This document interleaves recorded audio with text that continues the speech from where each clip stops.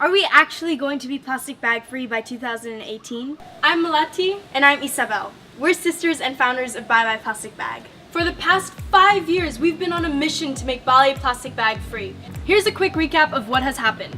In 2014, we signed an MOU with the governor of Bali, agreeing that we would work together to ask the people of Bali to say no to plastic bags by Jan 2016. In 2015, Bapak Mangku Plastika signed a surat edaran announcing Bali's commitment to be plastic free by 2018. We celebrated these commitments made by the governor, and we've shared them all around the world.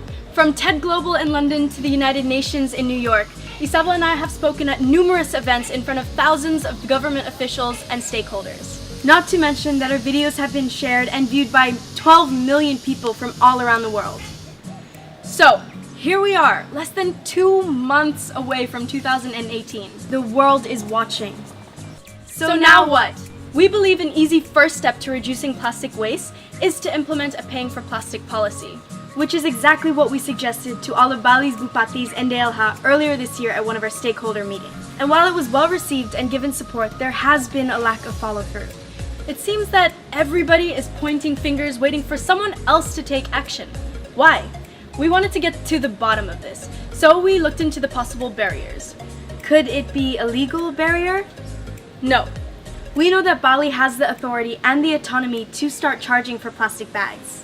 The local government can formulate their own regulation based on Act Number 18 of 2008 and Act Number 81 of 2011. Plus, the mayor of Banjarmasin has already completely banned plastic bags since 2016, so we know that this is possible. Is it impractical or too expensive?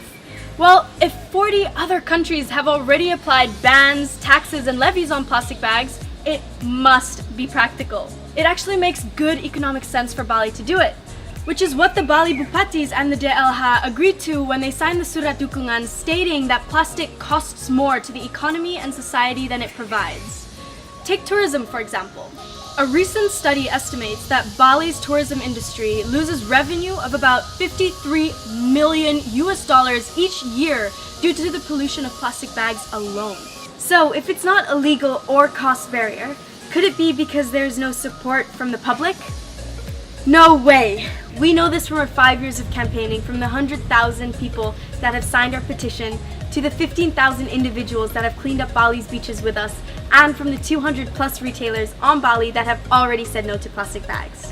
So, what are we waiting for? If it's legally possible, practical, economically beneficial, and the public is ready, let's implement a paying for plastic policy now. We're asking the Bali government to follow through on their commitments, to take action, and to make Bali plastic bag free by 2018. Bali, ayo! Kita bisa!